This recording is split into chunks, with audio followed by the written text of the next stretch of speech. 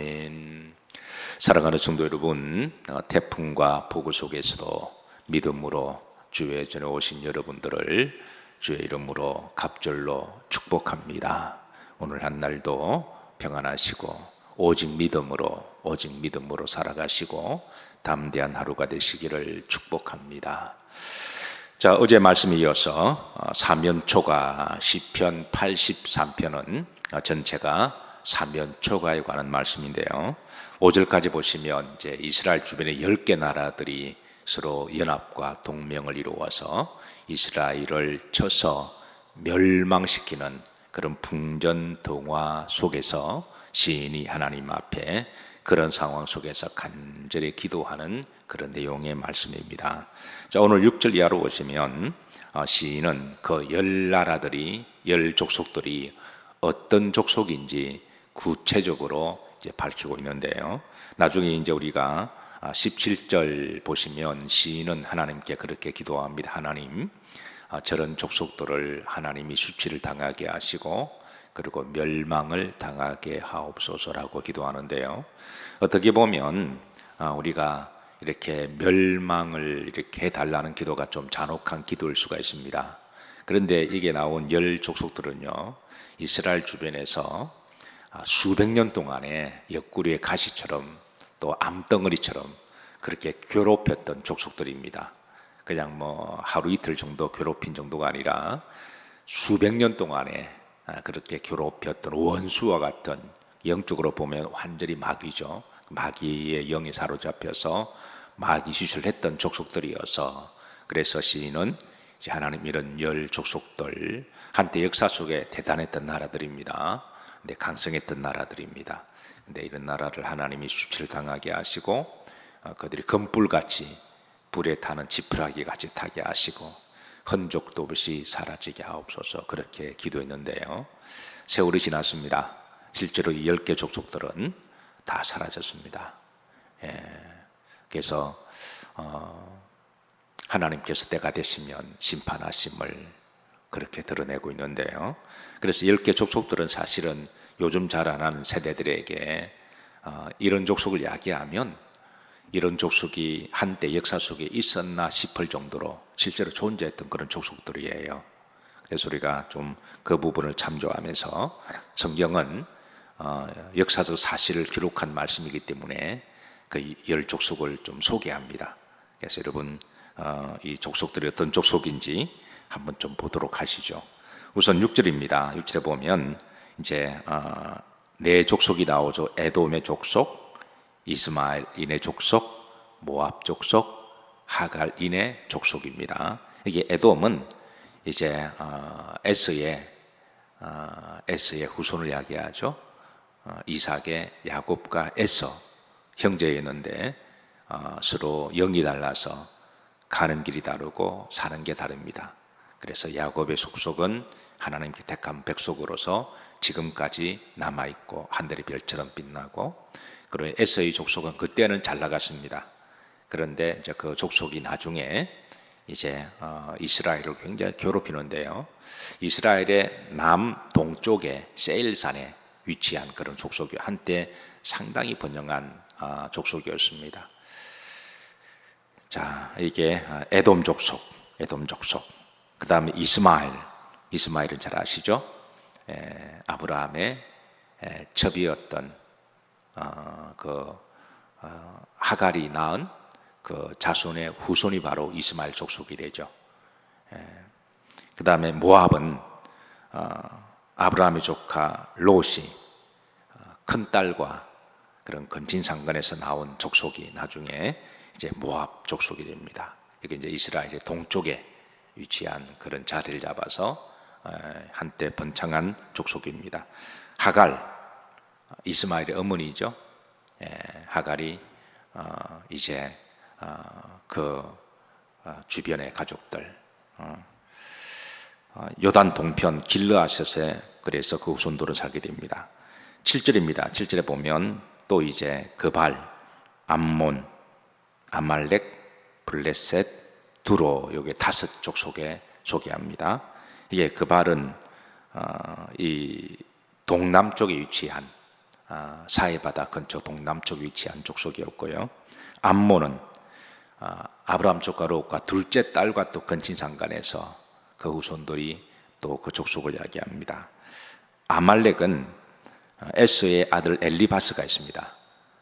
그 첩과 태어난 그 아들의 후손인데요. 이 팔레스타인의 남부 지역 사막에 살았어요.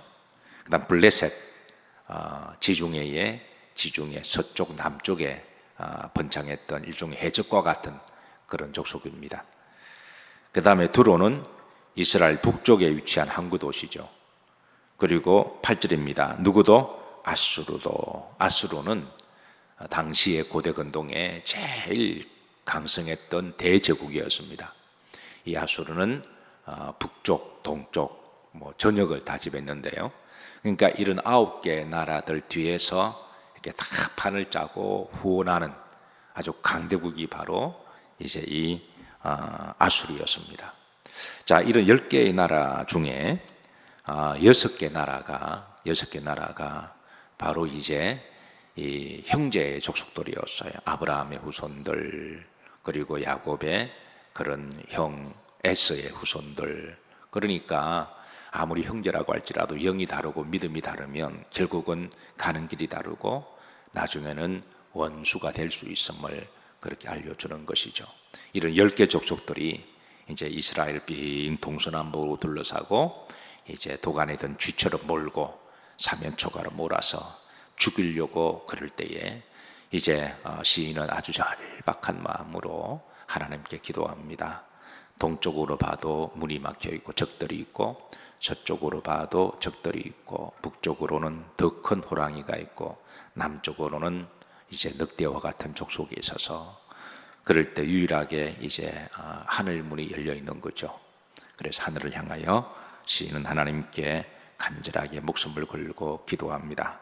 그리고 9절입니다. 9절에 보면 이제 하나님이 역사적으로 전에 있었던 사건을 신뢰를 들으면서 하나님이 과거에도 우리가 이런 일이 있었는데 하나님 그때처럼 우리들을 도와주소서라고 기도해요. 자, 9절 다 같이 합독하십니다. 주는 미디아인에게 행하신 것 같이 기손 시내에서 시스라와 야빈에게 행하신 것 같이 그들에게도 행하소서 그랬습니다. 이 미디안에게 행하신 것은 이스라엘이 출애굽 광야할 때에 그 사막의 광적들이 아주 괴롭혔습니다. 그때 하나님이 미디안을 쳐 주시고 물려쳐 주신 것을 이제 언급을 하면서, 기손 시내에서 시스라와 야빈은 이것은 이제 기드온이 300명의 용사로 이제 그 13만 5천 명을 무너뜨렸던 그 사사시대 역사를 지금 언급하면서 하나님이 과거에 나를 도와주셨듯이 지금도 도와주시기를 기도를 하고 있습니다. 자, 10절입니다. 합독합니다.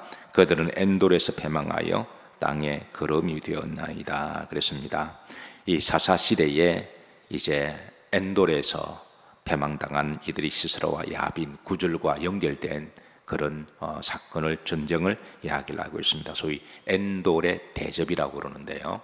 우리나라 명랑대전, 한산대첩 이런 것처럼 당시에 기드온이 300명 가지고 13만 5천 명을 물려친 이 사건을 엔돌의 대접이라고 불렀어요.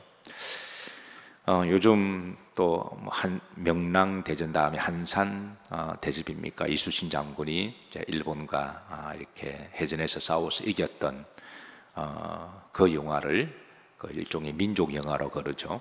영화가 잘 됐든 못 됐든 간 일단은 보러 가야 되는, 그래서 보면 이제 그 적은 수를 가지고 그 대군을 물려쳤던 그 역사적인 사건을 우리가 기억하듯이 이스라엘 역사도 마찬가지입니다.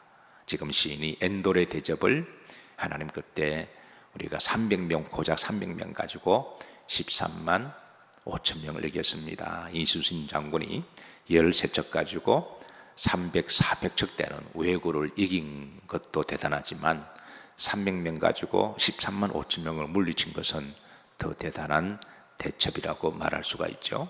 그래서 시인은 지금 그 사건을 언급하면서 하나님이 과거에 그러지 않으셨나요?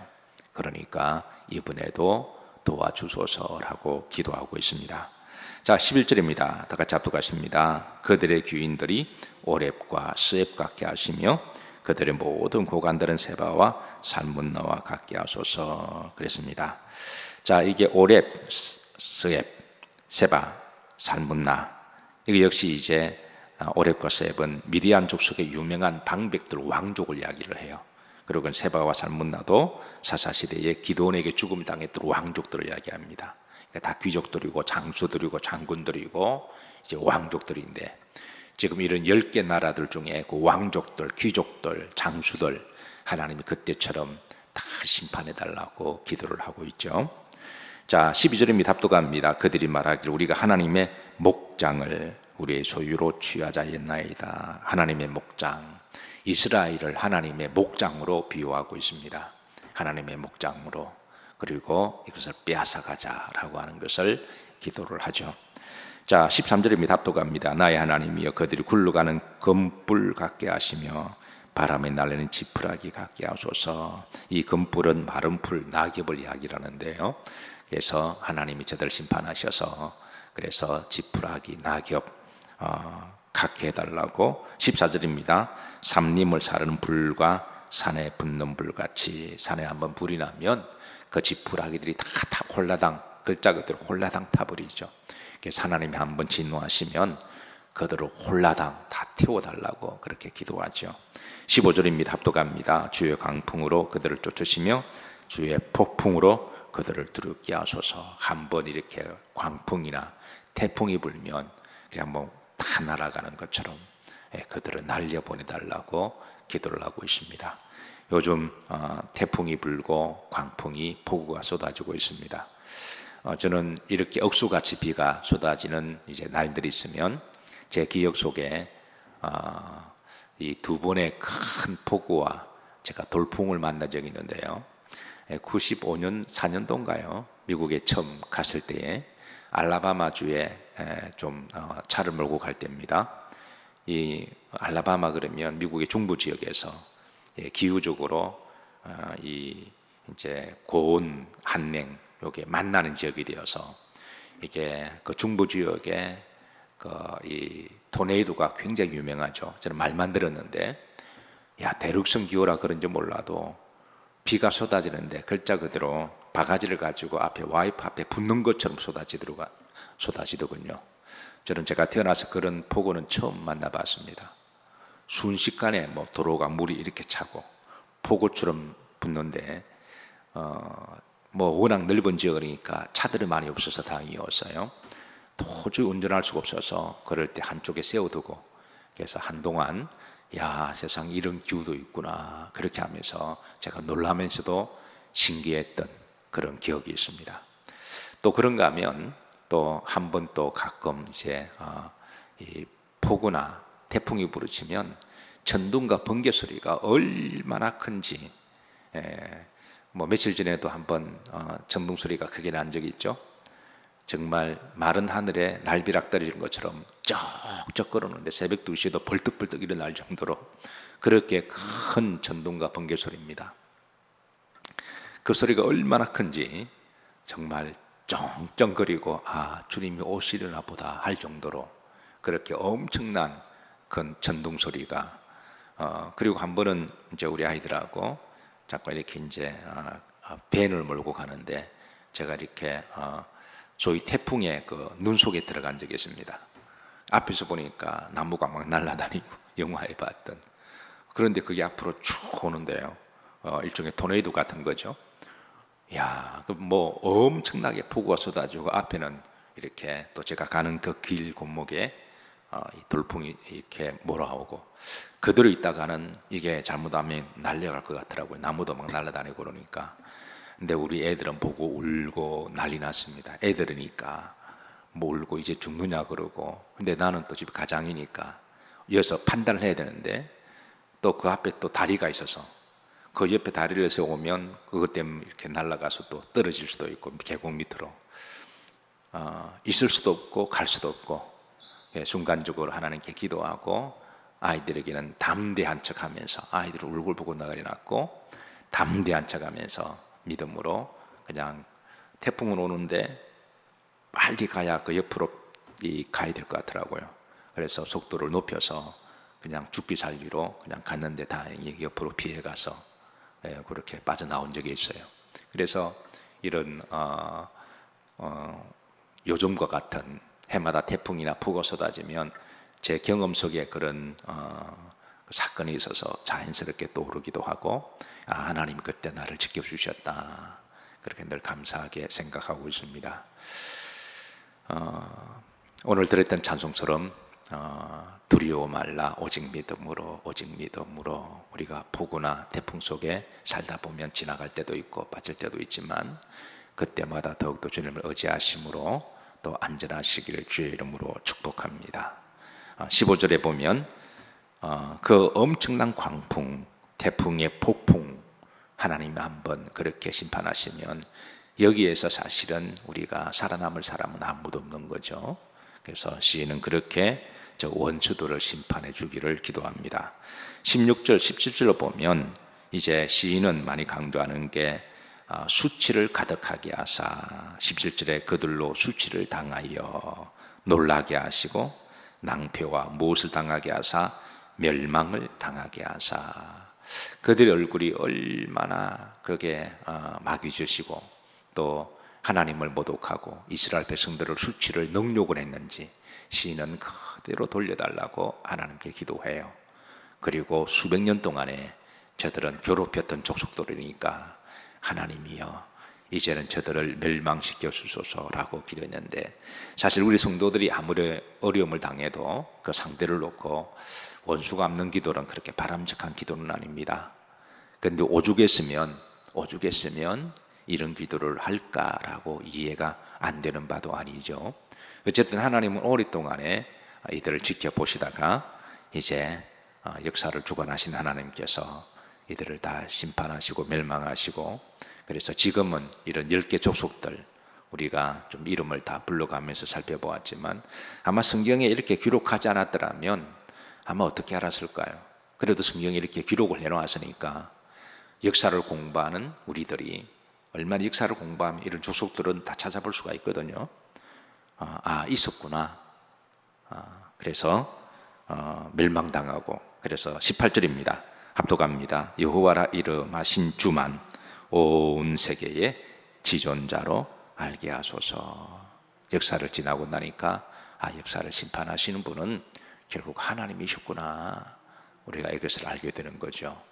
사랑하는 성도 여러분, 오늘도 우리 속에 여러 가지 또 염려가 되는 부분도 있고 또 두려움을 주는 요소들도 있고, 그 중에 또 날씨도 또 태풍도 폭우도 그러한데, 그런 가운데서도 더욱더 주님 품 안에서 또 거하셔서 평안하시고 안전하시고 오늘도 주신 사명 잘 감당하시는 하루가 되시기를 주의 이름으로 축복합니다.